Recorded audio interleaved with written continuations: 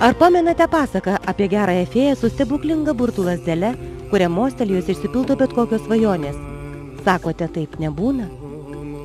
Šis pasakojimas beveik kaip pasaka, tik vietoje burtų ir stebuklingos lazdelės čia medelis, padėjęs žmogui atrasti save, sugrąžinęs sielos ramybę, suradęs pasaulyje draugų ir bendraminčių, su svetima kultūra supažindinęs daugelį Lietuvos žmonių, suartinęs tautas.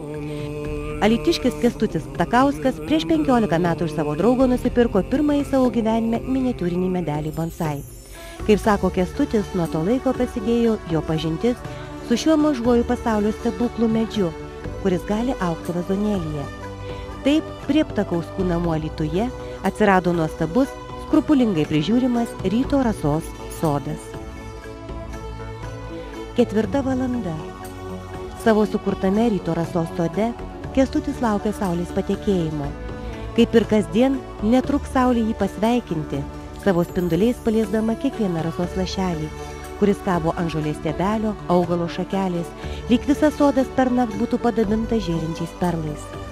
Saulė pabudins sode nakvojusius paukščius ir jie pasveikins, džiaugdamiesi, kad jis ir vėl kartu su jais sutinka nuostabų rytą. Greitai iš miego ims busti visa, kas aplinkui, įsijungdama į nepakartojamą ryto simfoniją.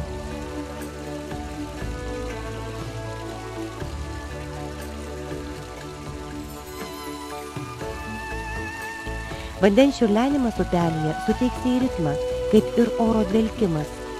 Spalvingos žuvys baseinėlyje tęs amžiną gyvybės šokį. Kiekvienas medelis, krūmas, net žolė laukia, kol šeimininkas pastebės juos pabudusius, kad įvertintų jų grožį. Akmuo ir tas laukia dėmesio. Rasos padabintas stengiasi savitų grožiu nenusileisti augalams. Prisėdus akmuo atsidūsta ir atiduoda savo energiją ir stiprybę. Kęstučio sodas – tai savitas gyvenimas, be žmogiškų nuodėmių, rūpesčių.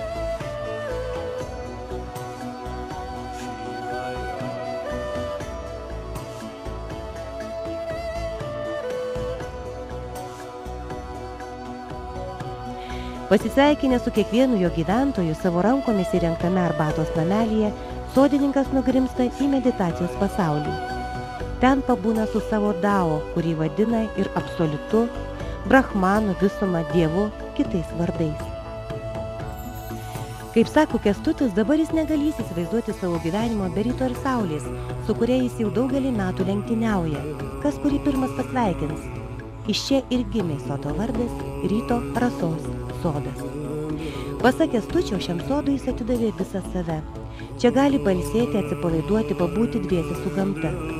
Pati gamta padėjo jam suartėti su ja, atversdama supratimą apie daugelį dalykų, kuriuos sunku ir paaiškinti. Sode daugybė įvairiausių akmenų, gražiausių jų atkeliavo lyg iš pasakos. Vienas tokių akmenų ilgai šaukė: ateik ir paimk. Taip į sodą ėmė keliauti akmenys, kurie nors tai yra tik žemiausia gyvybės forma, turi savyje tiek energijos, kiek niekas daugiau. Kiekvienas akmuo surado savo vietą sode ir džiaugiasi ryto saulė.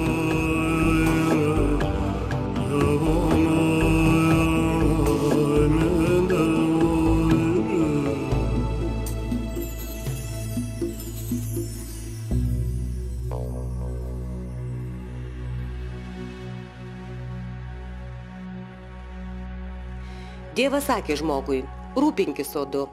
Pradžioje užvaldžiusi mintis prie namų įkurti miniatiūrinių medelių sodą pareikalavo daug žinių.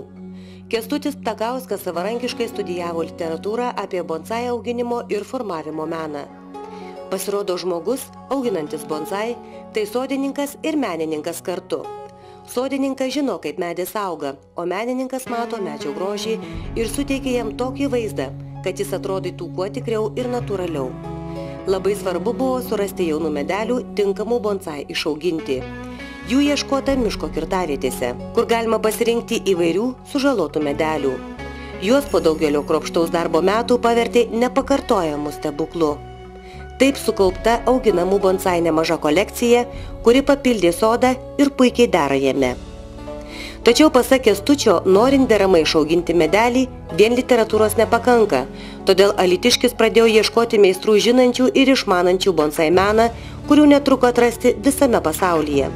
Nuolat keliaudamas iš vienos bonsai parodos į kitą, surado bendraminčių, o 2004 metų birželį pakvietė visus žymiausius bonsai meistrus iš Europos ir Japonijos į pirmą ne tik Lietuvoje, bet ir Baltijos šalyse ir Rusijoje tarptautinę parodą bonsai 2004 Alytuje.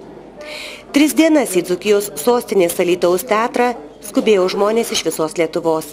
Pirmoje tarptautinėje miniatiūrinių medelių bonsai parodoje apsilankė per 8 000 žiūrovų iš Klaipėdos, Vilniaus, Kauno, Druskininkų, Marijampolės ir kitų šalies miestų.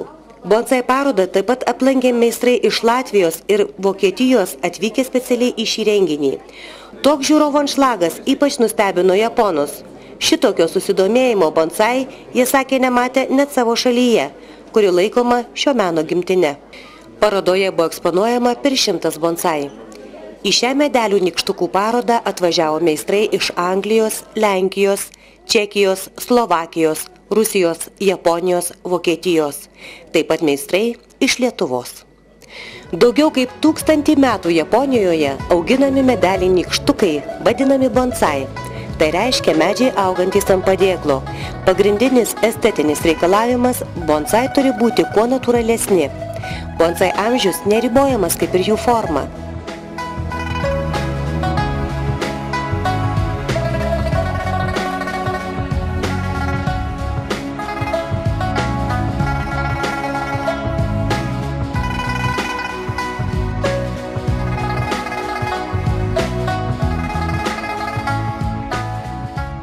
Paprotys auginti bonsai į Japoniją pateko iš Kinijos. Iš bonsai montuojami žemaūgiai sodai aplink namus, jie tinka ir interjerui papuošti. Europiečiai pirmą kartą su bonsai susipažino 1907 metais Dresdene surengtoje parodoje. Nuo to laiko senajame pasaulyje auginančių medelius nykštukus vis daugėja. Anot japonų, kiekvienas akmuo, kalnas ar upė, jūros banga, saulė ir mėnulis, net oras turi savo dvasią ir mažas medelis taip pat. Galbūt todėl Japonijoje nusistovėjo labai subtilūs santykiai tarp bonsai ir jų augintojų. Japonai tikina, kad auginti medelį turi vienas ir tas pats žmogus, o savo gyvenimo saulėlydį su tam tikru ritualu patikėti medelį sūnui, kad tas atėjus laikui padarytų tą patį.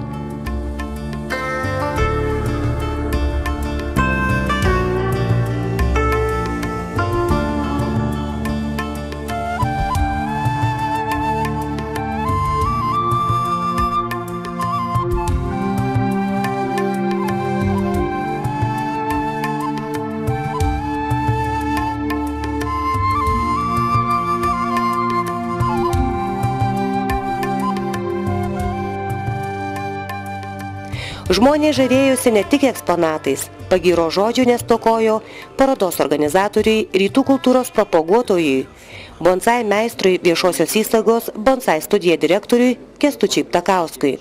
Nes sunku buvo patikėti, kad vienišas bonsai entuziastas iš Lietuvos tuščioje vietoje, mat Lietuvoje nėra bonsai auginimo tradicijų, sugebėjo surengti tokią tarptautinę parodą, kurioje lankytojai pasijuto lyg šventovėje. Pats Kęstutis, komentuodamas parodos eksponatus, sakė. Aš esu vaikas, galima sakyti, nes pasiekti tokį lygį, tai reikalinga dar daug mokytis, nes praktiškai visi šitie meistrai, daugelis praėjo visas mokyklas, kadangi aš dar tik tai studijuoju Europos mokyklas ir dar tikiuosi, gal pavyks susitarti gal ir su japonais, kad jie įkurtų mokyklą ir su japonų pagalba, tai dar mano yra idėjos, nes kadangi aš noriu irgi dabaigti šįmet ir savo studiją, kur kviesiu žinomus bonsai meistrus, kurie atvažiuotų ir padėtų mokyti mūsų bonsai mylėtojus. Nes praktiškai iš knygų literatūros išmokti praktiškai yra visiškai neįmanoma, nežinau. Nes aš ir kiek metų mokiausi, tik kai pradėjau važinėti ir mokytis pas tuos žmonės, kurie iš tikrųjų tą išmano, tai rezultatai auga nežmoniškai greitų tempu. O taip praktiškai šansų nėra. Iškilmingo parodos atidarymo metu visi garbingi svečiai buvo pakviesti į sceną simbolinės juostos perkirpimui. Ceremonija buvo šiek tiek pakeista. Specialiai šiam renginiui išausta lietuviška tautinė juosta buvo tik įkerpama, kad uždarymo dieną kiekvienas svečias atvažiavęs į mūsų miestą atsikirptų ne tik juostos gabalėlį, bet ir šilumos, parodoje gyvavusios dvasios trupinėlį ir išsivežtų kartu su maloniais prisiminimais apie Lietuvą ir Dzūkijos sostinę Alytų. Japonijoje būtent toks yra paprotys. Juostą kerpa ne vienas, ne du, o labai daug žmonių. Ta dvasia pleveno visų širdyse. 3 dienas parodoje meistrai ne tik demonstravo savo išaugintus medalius, bet ir skaitė paskaitas bei rodė medalių formavimo techniką.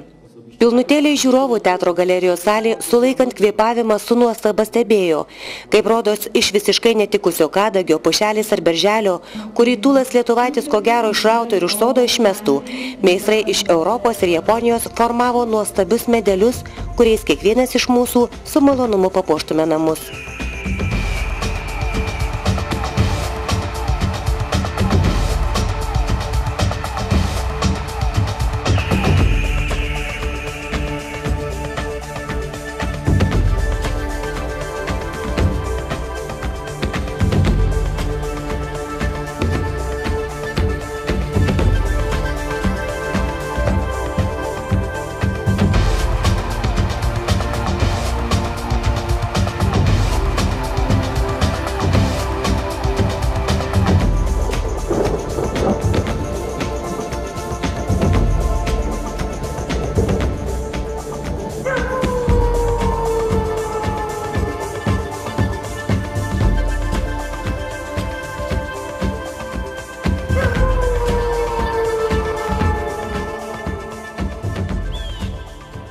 Parodos svečias iš Vokietijos, bonsai meistras Jürgen Zar, žavėjusi lietuvių entuziazmu.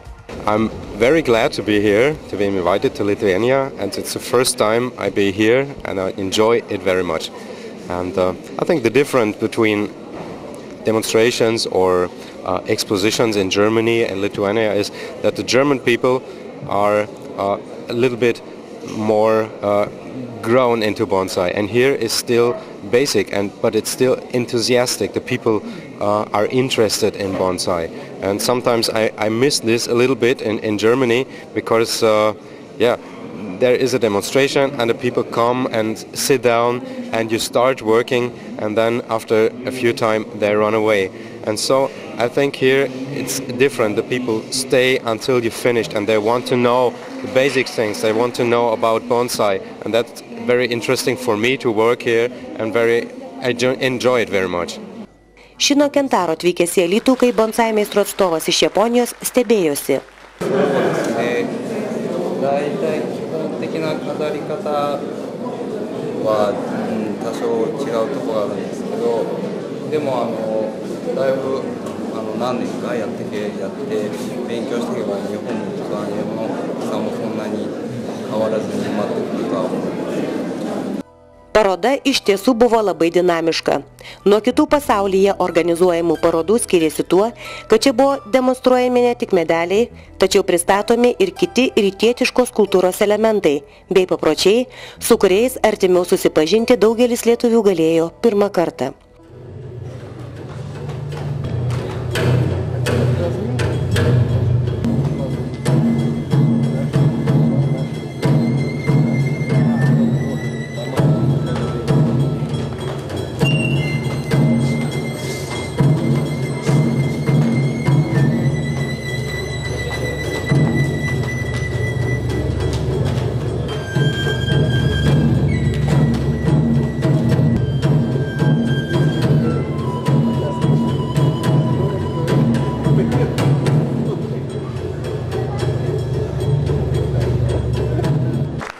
Parodoje buvo pristatomi samuraiški kardai. Juos į Lietuvą atvežė japonų meistras, šios kolekcijos savininkas Fuminori Noba. Jis taip pat skaitė paskaitą apie samuraiškus kardus, jų istoriją. Parodoje eksponuojami dekoratyviniai kardai, tai japonų amatininkų rankų darbo vaisius. Dekoratyvinis kardas – ne vieno meistro darbas. Kardą kaldina keletas amatininkų, kiekvienas pagamindamas tam tikrą kardo dalį – geležtę, rankeną, dėklą apdailą ir taip toliau. Vėliau dar vienas meistras baigė darbą, galutinai surinkdamas visą kardą. Japoniški dekoratyviniai kardai stebina savo grožiu, skiriasi nuo kitų pasaulyje pagamintų japoniškų kardų imitacijų. Visame pasaulyje samuraiški kardai žinomi kaip aštriausias šaltasis ginklas. Šeštadienis buvo skirtas Japonijai. Alytuje organizuotoje bonsai parodoje lankėsi Japonijos laikinasis reikalų patikėtinis Eiziro Kanijasus ir jo žmona Taiko Kanijasu. Ambasadorius papasakojo, o jo žmona demonstravo, kaip paprastą arbatos gėrimo veiksmą japonai pakilėjo iki rafinuoto ritualo, vadinamo sodo arbatos kelias, kas sudaro japonų kultūros esmę. Čia atskleidžiamas japonų pasaulio suvokimas, santykis su gamta, dvasinės vertybės harmonijos, grožio ir tobulumo paieškos. Ši paskaita tai įvadas į arbatos pasaulį, kurio pažinimas tęsiasi visą gyvenimą.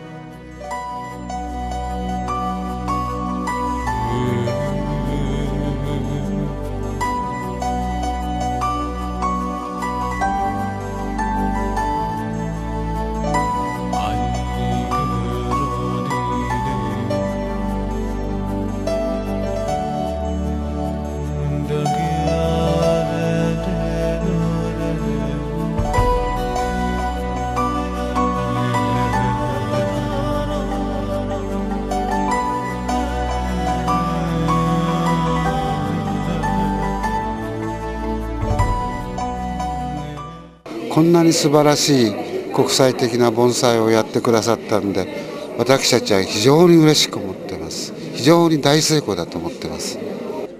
Ambasadorius su žmona atvežė ir japonišką kimono.